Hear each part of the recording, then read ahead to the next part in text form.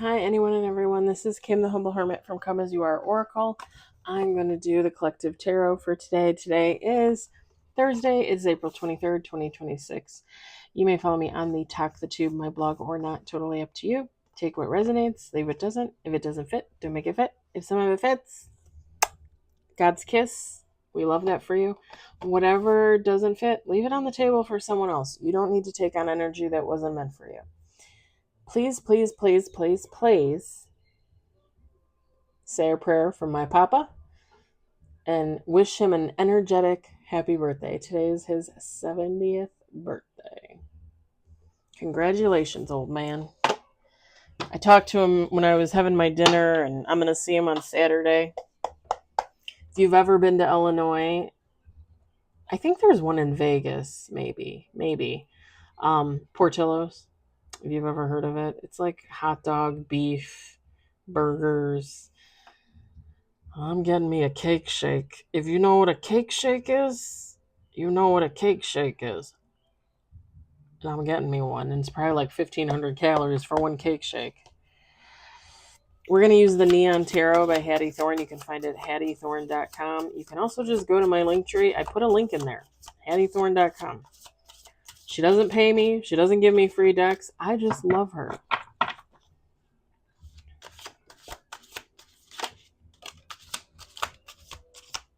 We got one on the table.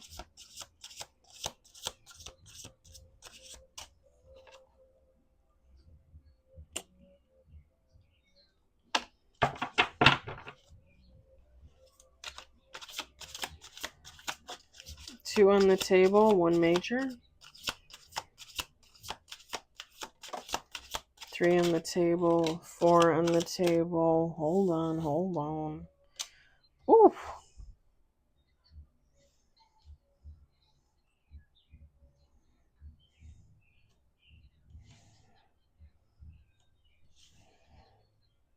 We have four on the table, two major. Someone feels like they're trying to balance themselves out and they feel like they're like waiting. Like just like a holding pad. I'm picturing a holding pattern for like airports, where the planes can't land or they can't fly. So they just circle around in the air or they circle around on the tarmac. Because I just keep hearing holding pattern.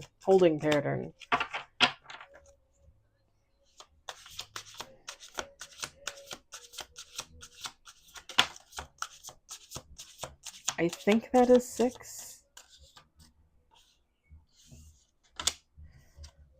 Okay, we got 6 on the table. We got 3 major, no reverse. Let's do 2 more shuffles.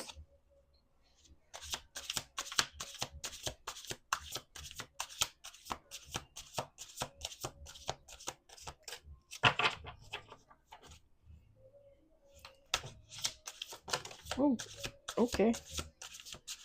7 on the table. Oh, holy shnikes. We got 8 with the bottom of the deck. We have 4 major, no reverse. Holy I swear to God, I shuffled these cards. This is our second reading with them. At the bottom of the deck is the Wheel of Fortune, the Hangman, and Justice.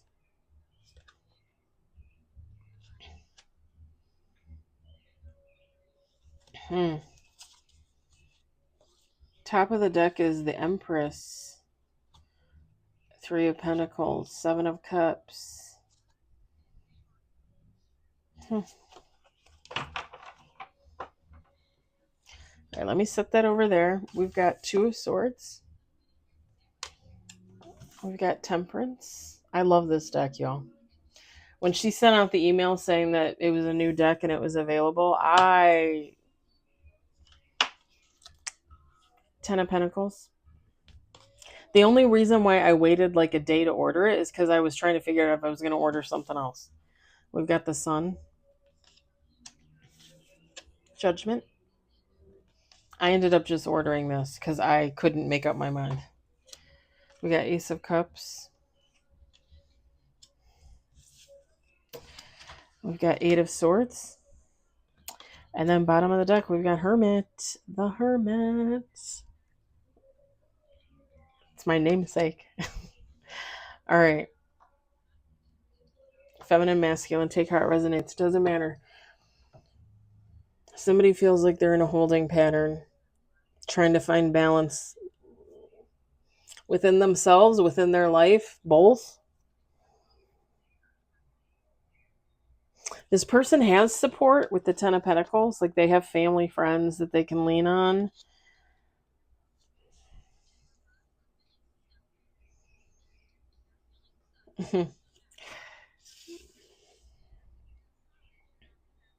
They have the support, and they have the support, and the support is willing. With the Sun, the support is willing to support. Like some people have support, like technically have support, but then they go to the support, and the support's like, I can't help you, I'm busy, or blah blah blah.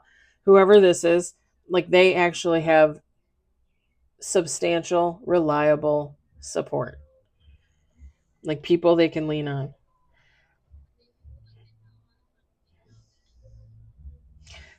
So the reason why this person feels like they're in a holding pattern, the reason why they feel like they're trying to find balance, they're going through some type of transformation. They're going through some type of rebirth, death and rebirth, some type of new, ditching an old cycle, getting a new cycle.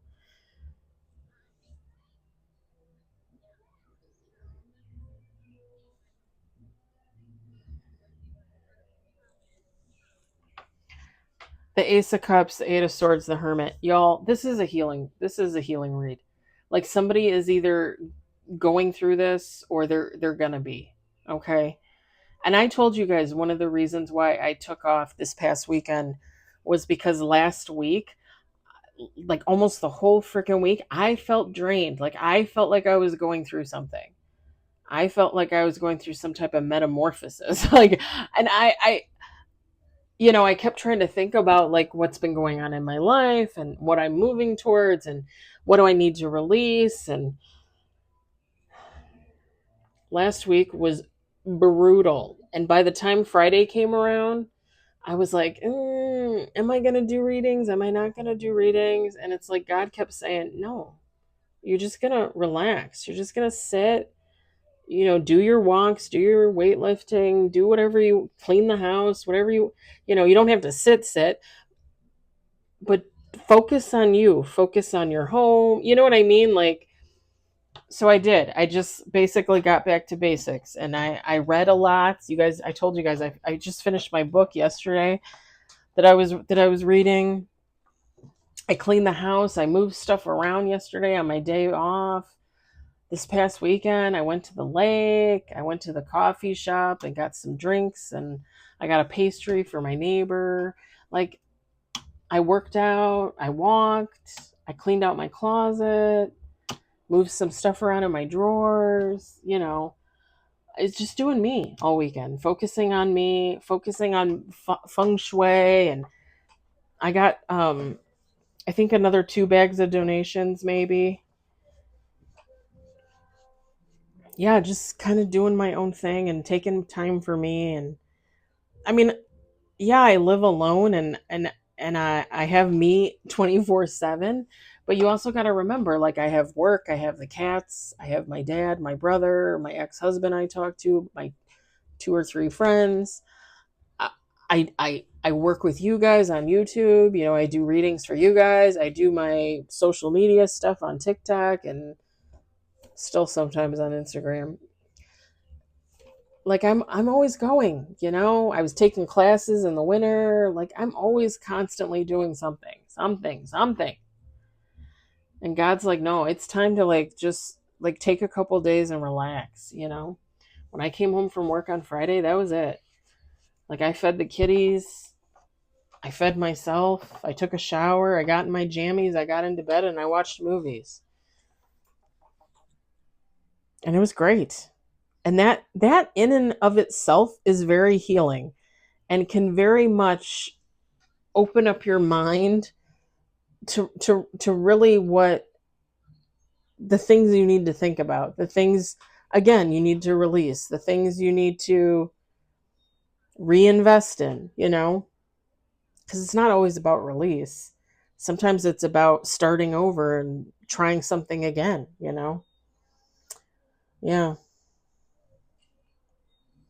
it was a very good weekend for me. And this reminds me of that, a little bit. Like somebody's going to be going through this transformation. They're going to feel it. They're going to know it. If they haven't realized it yet, they're gonna.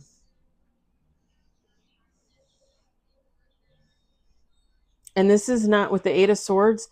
This isn't gonna hinder somebody. This is gonna give somebody relief. It's gonna release them from their demons, things like that. Like, this is somebody that's gonna be able to move forward. They're gonna be able to find this balance with the Temperance.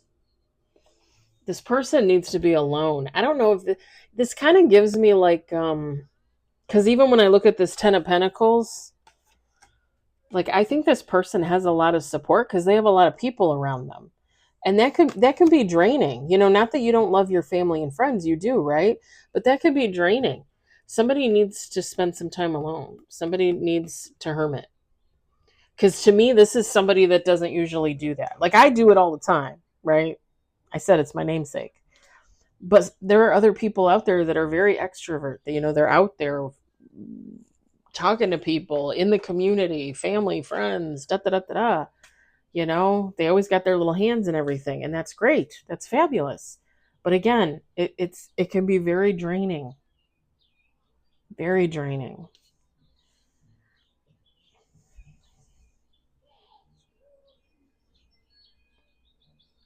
And it depends on the people you're around too. Because if you're around some people that aren't necessarily healing themselves, it is going to be draining. But if you're around people that are more healing and enlightened, it's probably going to be less draining. It's probably going to actually be really fantastic for you, because you might pull off of their energy and they're going to pull off of yours, and it's going to be like an equal exchange. Whereas when you're around people that aren't necessarily like that, they're constantly draining you, and you don't realize it. They don't know it. I used to get that. I think I told you guys I used to get that with the ex-best friend. She was the only person I knew where I would go to her house and I would be there for half an hour, and I would fall asleep within a half an hour, and I would sleep on her sofa for 2 to 3 hours, and I would wake up and I'd be like, "Are you okay?" And she's like, "Yeah, I'm just watching TV." She's like, "Did you enjoy your nap?"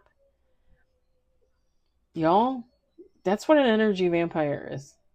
I have It took me getting out of that friendship and healing myself to look back on that and be like, oh my God, never ever did I have a friend or family member that made me feel like that. Where I literally walk through their front door and I feel like 1,000 pounds heavier. Like, my eyelids are just ready to like collapse to the floor. Only ever with her. Seriously. And it wasn't until I got out of that situation and I was healing and I could look back on it, I was like, oh my God. Oh my God. And I'm thinking to myself, did she do that to everybody, or was I just the only sucker? Like, was I the only idiot that didn't know that she was pulling on my energy, and I didn't know, I didn't realize, I wasn't paying attention. I just always thought, "Oh, I'm just tired when I go to her house." No. No. You were fine all day. Sometimes I would go over there in the afternoon, in the morning. Perfectly fine. And then just like,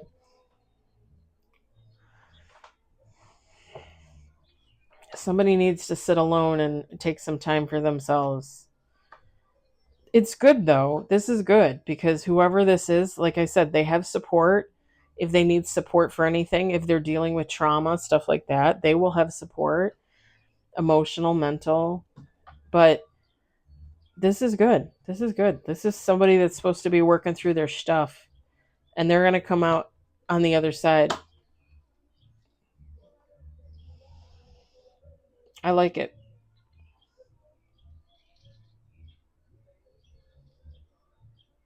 I keep picturing I keep looking at this sun card and I keep picturing like was it Malibu Barbie? No, no. California Barbie, California in the Sun Barbie, California Barbie. I can't remember, but she had like all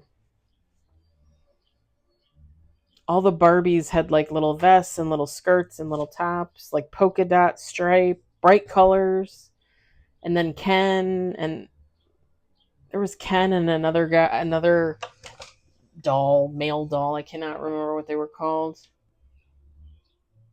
Um,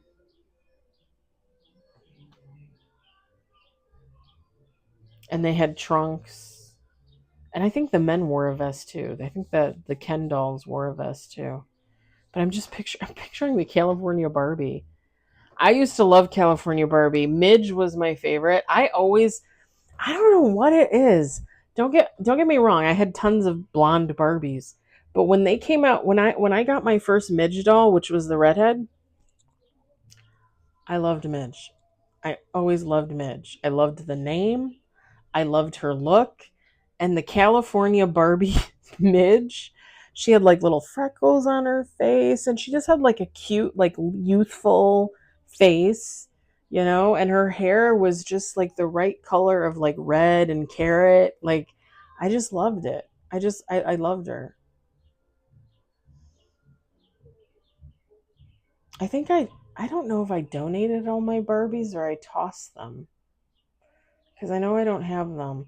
I did have them until I got my divorce, and when I was cleaning out the house, and I had to decide what I was taking and what I wasn't. I think I donated them, or maybe somebody bought them. Maybe I gave them away to somebody. I don't remember, but I think I still had her, the California Midge.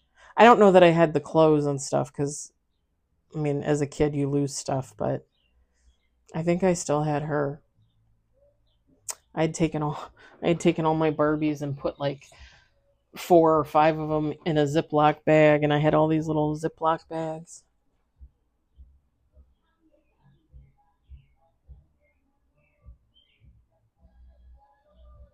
And now that I'm thinking about it, I might have actually left that behind at my parents. They might have actually tossed it or donated it for me. Now that I think about it, because I think I still had one of my old Barbie cars too. The 57 Barbie Chevy. It was the green one, like the green blue one with the pink interior. I used to love that thing. Except I think the windshield would pop off and I think I broke it or lost it or something. I always had I always had trouble with my Barbie cars and my Barbie houses. Like I always lost the pieces. I always damaged them and I had the 70s, 80s, you know, the triangle, the Barbie house, the three parts that came apart and they had the little planters I had that. I had the pink one. I had it. Man, I just I destroyed that thing. I think I've talked to you guys about this before too. Ugh. I think I had like three Barbie houses and I destroyed all of them, y'all. I was rough. My, I, okay, this probably comes from trauma, right? If you know my story, you know my story. But I swear to God, when I would play Barbies, like it was like soap opera. And I hadn't even watched soap operas at that point. I didn't even know what General Hospital was, but it was like soap operas because all my Ken dolls were always cheating, and they were getting into fights, and my Barbies were always smacking the shit out of Ken. Like, and don't get me wrong, like growing up with my parents, like they weren't violent like that. Like there was definitely trauma and abuse there, but it was not physical. It was not physical. So I don't know where, like maybe just watching TV and movies. I don't know, but my Barbie was always beating the out of Ken. Always. Like you're cheating on me. Like, what are you doing cheating on me? What are you doing going to her house? Like even as a little kid, like we're talking like a 7, 8 year old kid, and these were the storylines playing through my head with my Barbies. And I think I remember one time where Ken and Barbie were married, and they lived in the dream house. Okay, and they had like one or two kids or something. And I used to have like the little Kelly dolls and the little baby doll thing. And she kicked him out. She got sick of him. He wasn't cheating. This time he wasn't cheating. Like I didn't have him cheating. He wasn't cheating. But she got sick of him, so she kicked him out. And then her two sisters moved. And maybe it was like a forward to Practical Magic, or like one of those movies where all the sisters are together, Witches of Eastwick, or I don't know. But the three sisters lived together. The two were single, no kids. The one had the two kids, and Ken was always knocking at the door like, hey, can I come home?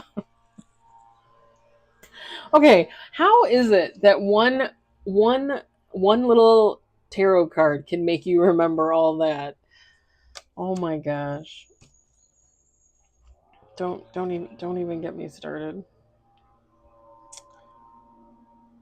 Now I'm thinking about like the furniture and the kitchen stuff, because I remember I probably went through 3 or 4 kitchen Barbie sets with fridges and little stoves and stuff. And I would always lose the freaking food. I would always lose the food. I don't know where it went. We had no pets. Like, where did it go? Where'd the food go? It's like socks. When socks mysteriously disappeared, all my Barbie food disappeared. But I remember that, like, I would have like one thing of egg, like one thing of juice, like one like little bowl with a banana in it. And Ken would open the fridge and be like, what's for dinner? And Barbie would be like, I don't know, make something. There's nothing in there to make. Oh my gosh. It's funny because now as an adult, like I look in my fridge and my freezer, and I'm like, oh, I could have that for dinner. I could defrost that and have that. And then I'm like, no, I'll just have some chocolate toffee and some chips. Let me choose something less healthy but easier to make. It's something about California Barbie. I don't know. Maybe somebody looks like California Barbie. Maybe somebody lives in California and kind of has that kind of lifestyle. I'm envious, by the way, if that is the case. Not that I really would want to live in California, but I definitely love the weather. Like that mild all year long weather. I could do that. Today, it's like, I think it's like 80 ish. I could do this every day until fall and winter. I could do this every day. I didn't think this was that bad. Not really. I got all my ceiling fans on. I got the 2 floor fans on in my bedroom and the living room. Like, I could do this for the rest of the season. Summer, fall. It doesn't bother me. When I was 100 pounds heavier, it would have bothered me. I probably wouldn't be able to do this video because I would be sweating and huffing and puffing so much. And I'm still a big girl, but at least I don't feel like that anymore. Just looking to see what else. Something about this judgment card too. I don't know. Somebody likes to go to concerts or maybe like sporting events, because it's just giving me like sorry, I keep using my middle finger, um the pointer finger. It's giving me like stadium, like stadium, like everybody's going to the stadium to watch something.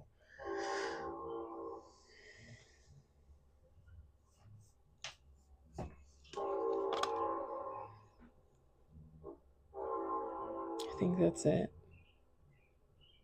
Most of this reading was me telling a story about Barbies.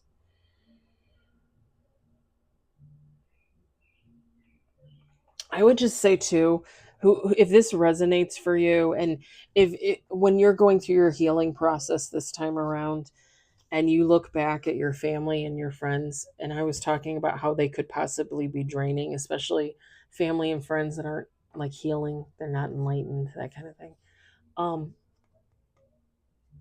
After you start your healing process and your transformation, go back and look and try and think about who could be pulling on your energy, and try to do some positive protection spells, spell work to kind of keep your energy to yourself. Let them keep their energy and you keep yours, because you should not have to put up with that, you know. Like now that I know what I know about that kind of stuff, not that again, if you guys know, like I don't want to have anything to do with the ex best friend, but if I were, if I, if it had been a possibility, like I definitely would have had to have come up with some type of protection spell or energy spell or something, because she was draining me of my soul, I think. Like seriously. Like that is the most drained I have ever felt, was when I was around her. It's crazy. And what's funny is whenever I was around her with other people, fine, perfectly fine. But when it was just her and me, it was like she sucked the life out of me. Seriously. All right. I think I'm going to leave it there. I hope it resonates for somebody. I hope you guys enjoyed it. I hope you were entertained by my stories. Ken, he's a scoundrel. I hope everybody has a lovely Thursday evening, a fabulous Friday morning. I will talk to you later. Bye.